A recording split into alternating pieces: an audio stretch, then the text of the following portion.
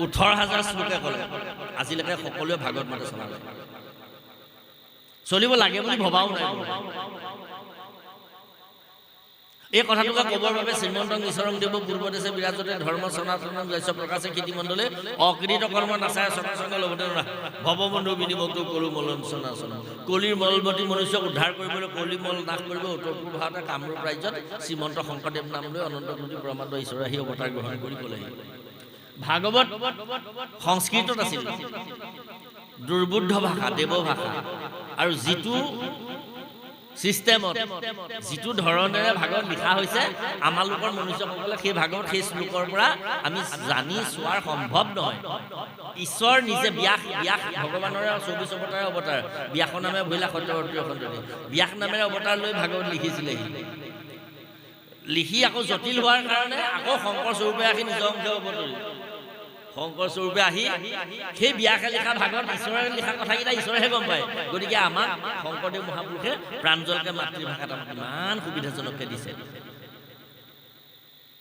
হয়নে আমাক মানুহ কৰি সদৌ শেষত আমাক মানুহ কৰি পঠিয়ালে আমি এতিয়া এনেকে আছো এনেকে নহয় থাকোঁতে এনেকে আছিলো মাতৃগৰ্ভত থাকোঁতে এনেকে আছিলো সেইটো আমাৰ প্ৰভুসকলে গম পাব একজোপি বৃক্ষ আছে জগতকে জুৰি ওপৰলে তলফালে ডালপত্ৰ ওপৰলে তাৰমানে মনুষ্য শৰীৰটো এনেকে আছিলে ডালপাত আছে তললে গুৰিটো আছে ওপৰলে আৰু সেই কথাটো তাত তেনেকে নথকাৰ কাৰণে ইয়াত আহি এনেকুৱা হ'ল ওপৰলে গুৰিটো হ'ল তলফালেহে ডালপাত আছে আমাৰ এইবিলাক ডালপাতবিলাক দশ ইন্দ্ৰিয় এইবিলাক তলফালে আছে গুৰিটো ওপৰলে আছে মানে মূৰটোৰ দ্বাৰাহে আমি পৰিচালিত হওঁ কোনোবা এজন মানুহ পেৰালাইচিছ হ'ল ট্ৰিটমেণ্ট ক'ত কৰে ইয়াত কৰে হয়নে বাৰু এয়া বিজ্ঞান গতিকে এই বিজ্ঞানৰ দ্বাৰা পৰিচালিত হয় বিবেকৰ দ্বাৰা পৰিচালিত হয় আমি ইয়াত বহি থাকোঁতে আপোনালোকৰ গাহৰি যোৱা গাঁৱত বোলে পিছফালে মহ এটাই কামুৰিলে আমি কথা কৈ আছোঁ সোঁহাতে মাইক্ৰফোনটো লৈ আছোঁ মোক পিঠিতে মহ এটাই কামুৰিলে মোক চিধাই চাল চটাই ক'ব যে মহ এটা কামুৰিছে তোমাক পিঠিত মহেনে দাহেনে চোৱাচোন এনেকৈ বুলি মই কথা কৈ থাকোঁতে মোক চাল চটাই গৈ বিবেকে ক'লে গৈ বিবেকে মোক সোঁহাতখনে মাইক্ৰফোন লৈ আছে বাঁহাতখনে ক'লে মই বাঁহাতখনে এনেকৈ মহটো মাৰিম এই বিবেকৰ দ্বাৰা আমি পৰিচালিত হওঁ ভাগৱত শব্দটোৱে ভা কাৰণ বাবুকৈ গওঁ ভা পদে বিবেকক বুজাইছে আমি বিবেকৰ দ্বাৰা পৰিচালিত হৈছোঁ আমাৰ বিবেকটো এইখিনিত আছে নাক মুখ চকু কাণ এইবিলাক ইন্দ্ৰিয়বিলাক চব তললেহে আছে বিবেকৰ দ্বাৰা আমি পৰিচালিত হৈছোঁ সেইকাৰণে ভা দীপ্ত সচিদানন্দ আমি বিবেকৰ দ্বাৰা পৰিচালিত হৈ বাপ বান্ধৱ আই মাতৃ সমস্ত আমি এতিয়া কি কৰিব লাগে আমি ভাগৱতৰ ওচৰলৈ আহিব লাগে কেলে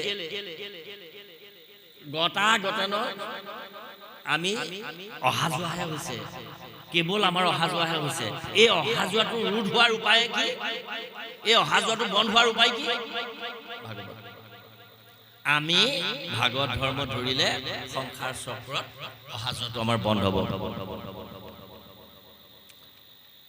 ভ গ গটো গ'লো গতাগতন সন্তোষমি দীৰ্ঘ সংসাৰ বতমসু অটো কৈছে ওহাউহি মায়া দৃষ্টা জুনি দ্বাৰা পৃথক পৃথক গৰ্ভত বাসত মহাদুখাত ৰাহিমাং মধুজুৰ নম ওহাউহি মায়া দৃষ্টা জুনি দ্বাৰা পৃথক পৃথক আমাৰ অন্য কাম একো অহা নাই অটোৱে কৈছে ওহাউহি মায়া দৃষ্টা জুনি দ্বাৰা পৃথক পৃথক কেৱল আমি পৃথক পৃথক জুনি জন্ম হোৱাহে হৈছে তাৰ বাহিৰে মধুসূদন একো হোৱা নাই সদৌ শেষলৈ গৈছোঁ মই শেষৰ 12 নম্বৰ বৰ্ণটোলৈ গৈছোঁ ইগিজনাই এইখিনিকে কৈছে 12টোৱে কৈছে 12 নম্বৰ বৰ্ণটোৱে কৈছে ইয়ত্ৰ ইয়ত্ৰ জাতহস্মি স্ত্ৰী বা পুৰুষে যুৱা দেহি তত্ৰ চলং ভক্তিং ত্ৰাহি মাং মধুসূদনম মই য'তে ত'তে গৈ জন্ম নহওঁ কিয় প্ৰয়োজন নাই প্ৰভু সেই থানতে যাতে তোমাৰ চৰণৰ মোৰ ভগতি হয় এয়াই 12 স্কন্ধ ভাগৱতৰ 12টা মন্ত্ৰৰ নিৰ্দেশ গতিকে বাপ বান্ধৱ সমস্ত আমি ভাগৱতৰ নিৰ্দেশ পালন কৰিব লাগে সংসাৰ চক্ৰৰ পৰা হাত সাৰিব লাগে এতিয়া আপোনালোকৰ প্ৰশ্ন হ'ব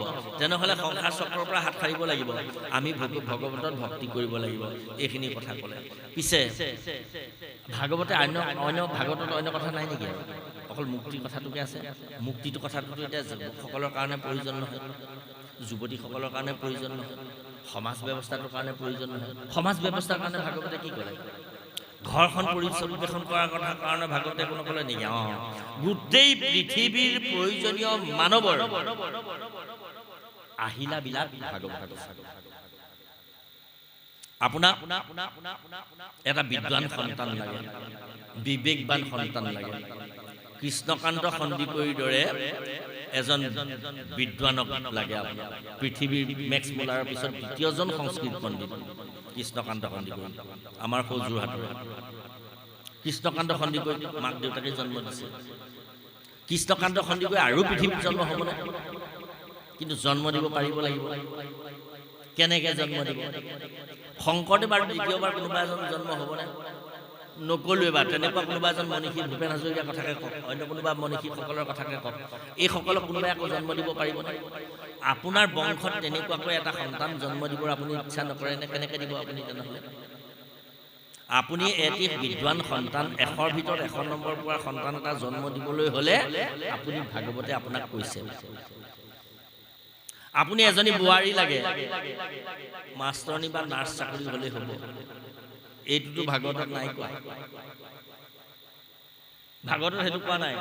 আপোনাক ভাগৱতে কৈছে এনেকুৱা এগৰাকী কন্যাৰ কথা, যিগৰাকী কন্যাই বোৱাৰীয়ে আপোনাৰ ঘৰত এটি সৎ পুত্ৰৰ জন্ম দিব। 100ৰ ভিতৰত 100 পুত্ৰ জন্ম হোৱাৰ নহ'ল, নতুবা পৃথিৱীখনক এটা পথ দেখুৱাব পৰা এজন বিদ্বান মনীষীৰ জন্ম দিব। সেই বোৱাৰীজনী কেনেকুৱা বোৱাৰী লাগিব? ভাগৱতে তাক কৈছে। এটি সন্তান সম্ভৱা হ'লে এগৰাকী মাতৃয়ে কি কেনেকুৱা আহাৰ খাব লাগে, কেনেকুৱা বস্ত্ৰ পিন্ধিব লাগে ক'ত পাব আপুনি? ভাগৱতত পাব, 3য় স্কন্ধত। কেনেকুৱা ছোৱালী এজনী লাগে? ডেকা এজনক এজনী ভাল ছোৱালী লাগে। কেনেকুৱা ভাল ছোৱালী লাগে? আমি কৈছোঁ যে মাষ্টৰণী বা নাৰ্ছ চাকৰি কৰা, কোনোবা চাকৰি কৰা ছোৱালী এগৰাকী লাগে, সেইটো ভাগৱতত কোৱা নাই। আপোনাক বিদ্বান এগৰাকী ছোৱালী লাগে। আপুনি এগৰাকী ছোৱালীক এটি দৰা লাগে। কেনেকুৱা দৰা লাগে? ভাগৱততে কৈছে। কদৰ্ম ঋষিয়ে কপিলৰ দেউতাক কদৰ্ম ঋষি, কদৰ্ম ঋষিয়ে ছোৱালী বিচাৰি ক'লৈ গ'ল? বিষ্ণুৰ ওচৰলৈ গ'ল। বিষ্ণুক ক'লে গ'ল, কাম্য কৰ্ম যত মানে সবে পৰি হৰি, যাৰা তজু চৰণে ভ জয় নিষ্ঠ কৰি, অন্যে মিলি যজু গুণ নাম গায়, আনন্দে থা কণ্ঠ সিটো দেহ প্ৰৱৰ্তাই, কাষম বাক মনে জানি দিয়া ভাল যায়া, পাছে মুখ্য দিবা প্ৰভু যদি থাকে দায়া। কি ক'লে? কাম্য কৰ্ম যত মানে সবে পৰি হৰি। কামনা, বাসনা, ধন, ধান, ঐশ্বৰ্য, বিভূতি এইবিলাকৰ প্ৰতি যাৰ আশা নাই, সবে পৰি হৰি। যাৰা তজু চৰণে ভজয় নিষ্ঠ কৰি, যিগৰাকীয়ে তোমাৰ চৰণতহে অচলামতি ভকতি কৰে, যাৰা তজু চৰণে ভজয় নিষ্ঠ কৰি। অন্যে মিলি যদি তজু গুণ নাম গায়, নিজে ঈশ্বৰৰ নাম, তোমাৰ নাম গোৱাৰ উপৰিও বাকীসকল লোকো গোটাই লৈ ঈশ্বৰৰ পৰামৰ্শহে দিয়ে। কাষম বাকম মনে জানি দিয়া ভাল যায়। যদি এনেকুৱা গুণযুক্ত কোনোবা ছোৱালী আছে, সেইজনীকে মোক বোৱাৰী কন্যা হিচাপে, পত্নী হিচাপে দিয়া। পাছে মুখ্য দিবা প্ৰভু যদি থাকে দয়া। তুমি মুকুতিও দিব পাৰা। মই মুকুতি বিচাৰি তোমাৰ ওচৰলৈ অহা নাই, মই ছোৱালী এজনী বিচাৰিহে, কন্যা এজনী বিচাৰিহে তোমাৰ ওচৰলৈ আহিছিলোঁ। গতিকে মুকুতি দিয়া যদি পাছত দিয়া নিদিয়া দিবা, কি কৰা কৰিবা, এতিয়া মোক এনেকুৱা গুণৰ ছোৱালী এজনী দিয়া। কেনেকুৱা গুণৰ ছোৱালী বিচাৰিছে? কদৰ্ম ঋষিয়ে। আৰু সেই কদৰ্ম ঋষিয়ে দেৱহূতিক বিয়া কৰালে। দেৱহূতিক বিয়া কৰাই দেৱহূতিৰ লগত সহবাস আৰম্ভত লগে লগে কৰা নাই, বহু বছৰ সাধনা কৰিছে।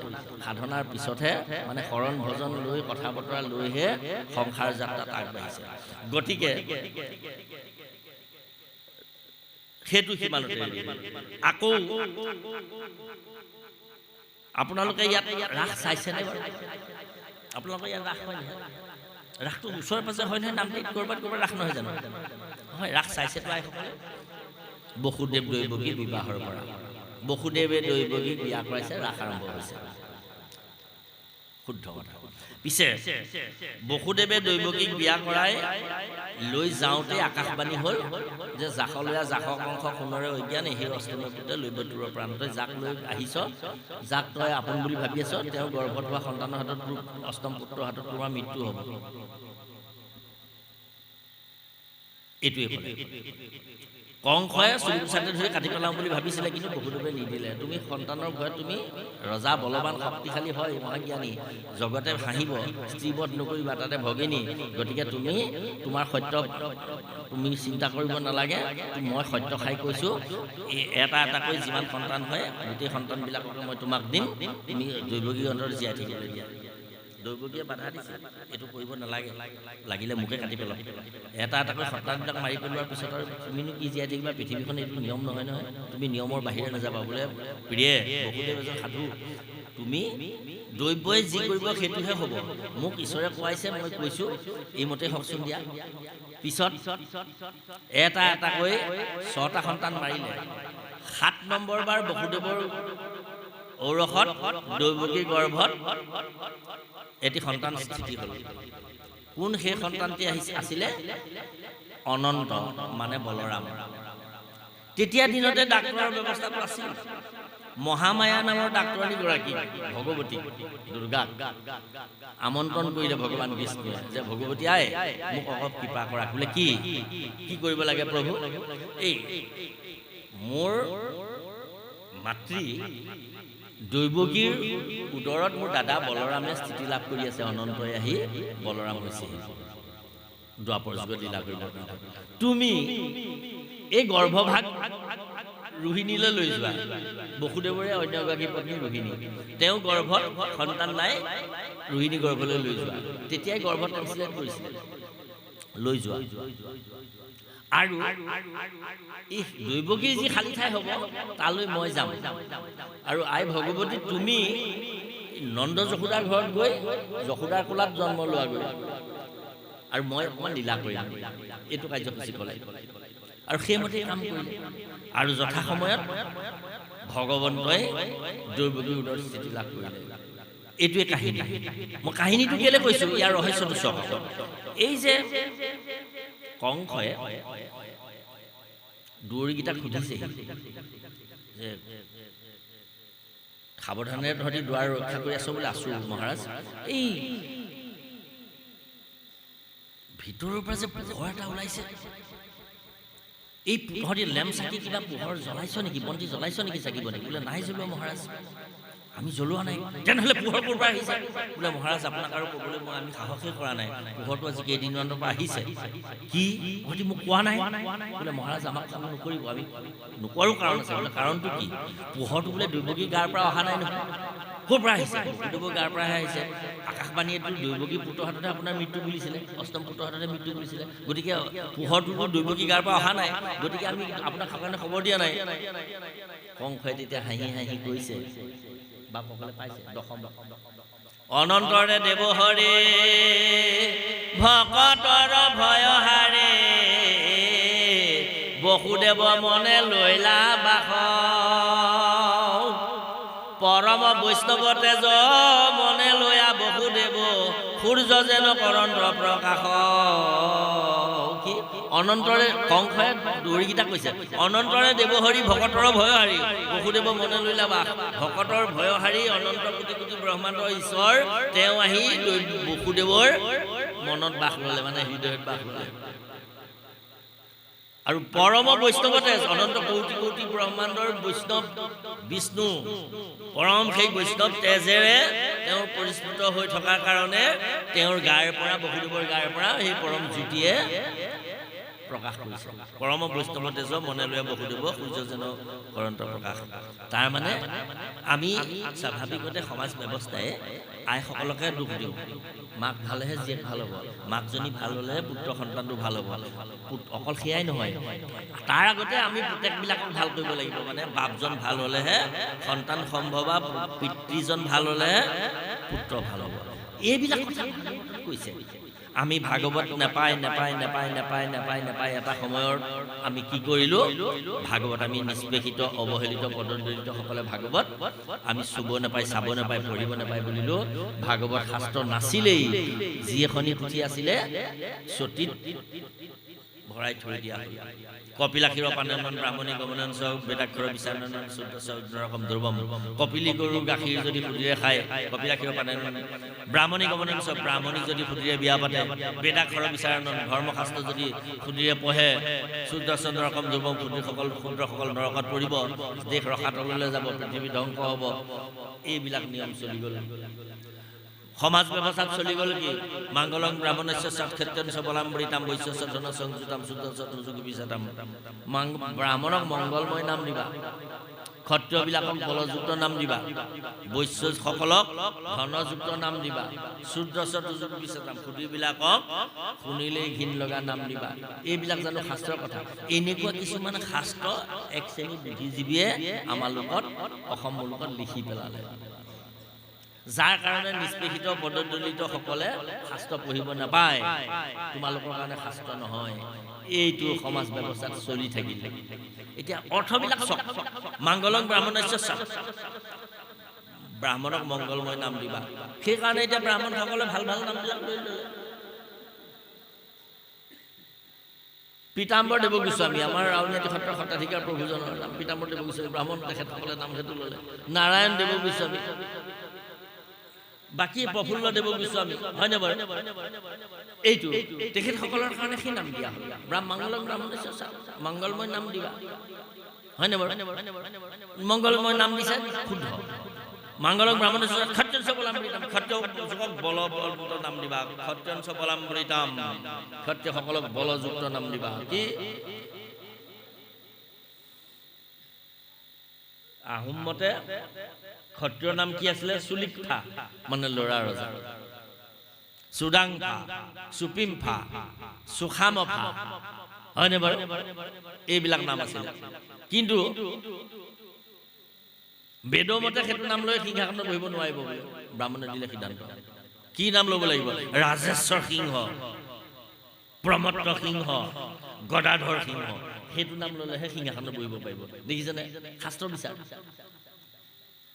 তাৰপিছত বৈশ্যস্য ধন সংযুতাম বৈশ্যবিলাকক ধনযুক্ত নাম দিবা কি বৈশ্যযুক্ত ধনযুক্ত নাম দিবা বৈশ্যবিলাকক নামটোৱে বৈশ্য যেনেকৈ ধনীৰাম নিধিৰাম জোনাৰাম গুণাৰাম মোৰ নাম সোণাৰাম যেনেকৈ মোৰ নাম সোণাৰাম এতিয়া সেই বাপজনে কওক বোলে সোণাৰামক আইগৰাকীক যদি সোধেগৈ বোলে আপোনাক সোণ কিমান দি বিয়া পাতিছিলে আই আপোনাক কেইতোলা সোণ দিছিলে নামটো সোণাৰাম নহয় আইগৰাকীয়ে যদি সেই কথাটো সুধিব নালাগে আৰু যদি সোধে বিশ্বাসতে আইগৰাকীয়ে সুবিধা পালে আপোনাক ক'ব বোলে যি অকণমান সোণ দিছিলে তাকো ভেজাল বোলে মই পিছত ভঙাই চিঙাই পেলালোঁ বোলে বেছি সোণ নালাগে নোলালেই কিমান কেইটি কম বোলে কিমান কেইহে ওলালে এইটো তাৰমানে এইবিলাক বৈশ্য নাম ধনীৰাম আটাইতকৈ দুখীয়া মানুহ হ'ব পাৰে হয়নে বাৰু নিধিৰাম গুণাৰাম জোনাৰাম এইবিলাক তাৰপিছত সুদৰ্শন বিচাৰাম সুধীবিলাকক এনেকুৱা নাম দিবা যাতে শুনিলেই ঘিণ লাগে নামটো কি বোলে তোমাৰ নাম কি বোলে বোলে গোন্ধাই কাৰ পুতেক বোলে গেন্ধেলা দেউতাৰ নাম বোলে তোমাৰ নাম কি বোলে ধৌৰদাং তোমাৰ নাম বোলে কোৰদাং ধৌৰদাং কোৰদাং খালৈ ভেচেলি তোৰা বামী শিঙি গৰৈ তেনেকুৱা আছে নহয় হয়নে বাৰু গতিকে এইবিলাক নাম আমাক এনেকুৱা নাম দি থৈ দিলে কিন্তু এনেকুৱা শাস্ত্ৰ কিছুমান বুদ্ধিয়কে লিখি পেলালে তেওঁলোকৰ নাম আকৌ কেলে লিখিলে শাস্ত্ৰ সিদ্ধান্ত দিছে পুত্ৰ নাম ধৰি উপহাস্য কৰি হেলাটো যি বোলে হৰি ও তাহাৰো সমস্ত পাতক দহয় জানায়াক নিষ্ঠ কৰি পুত্ৰ নাম ধৰি উপহাস্য কৰি হেলাটো যি বোলে হৰি অজামিলে কাক মাতিছিলে পুতেককে মাতিছিলে ভয়ে অজামিলে পুত্ৰক ডাকিল আইখন নাৰায়ণ বুলি নাৰায়ণ বুলি চিঞৰি দিলে কোন আহিলে জমদূতে বান্ধি জাতি লৈছিলে নহয় চাৰি পাৰিখতে আহি অজামিলক মুক্তি দিলে ইত্যাদি গতিকে আমিও ঈশ্বৰ নিজৰ সতী সন্ততিবিলাকৰ নাম সেইবিলাক নিদি যাতে এইবিলাক দিব পাৰোঁ গতিকে এই নিষ্পেষিত পদদলিত অৱহেলিত সমাজ ব্যৱস্থাটোক উদ্ধাৰ কৰিবৰ কাৰণে উত্তৰ পূব ভাৰতত শংকৰদেৱ মহাপুৰুষৰ আৱিৰ্ভাৱ হ'ল পৰম দুৰ্বুদ্ধ ভাষাত সংস্কৃত ভাষাত থকা ভাগৱত শংকৰদেৱ মহাপুৰুষে আমাক মাতৃভাষাৰে প্ৰাঞ্জলকৈ বুজাই দিবৰ কাৰণে কাৰণে অসম মুলুকৰ ৰাইজক নামঘৰ পাতিলে, নামঘৰলৈ সকলো আহিব পৰাৰ ব্যৱস্থা কৰিলে। নামঘৰত অমুক সম্প্ৰদায়ৰ মানুহ নাহিবা, তমুক সম্প্ৰদায়ৰ মানুহ নাহিবা তো কথা নাই। গতিকে নামঘৰৰ এইফালেও দুৱাৰ আছে, সেইফালেও দুৱাৰ আছে, এইফালেও দুৱাৰ আছে। গতিকে বৰ্তমান ভাগৱতৰ ওচৰত ভাগৱতৰ তাৰপিছত কালিলৈ আপোনালোকে ভাওনা পাতিব মানে ভাওনা তাৰপিছত আপোনালোক যিসকলে ভাওনা পাতিব, যিসকলে ভাগৱত পঢ়িব, যিসকলে আহিব, আপোনালোক ভকত আৰু আপোনালোকে কৰা কাৰ্যসূচী হ'ল ভগৱতী। গতিকে বৰ্তমান সমাজ ব্যৱস্থাটোত ভাগৱতৰ যিটো প্ৰাদুৰ্ভাৱ চলিছে, ই সমাজখনৰ কাৰণে, অনুষ্ঠানৰ কাৰণে, দেশখনৰ কাৰণে, জগতবাসীৰ কাৰণে, মানৱ জাতিৰ কাৰণে কল্যাণীয়।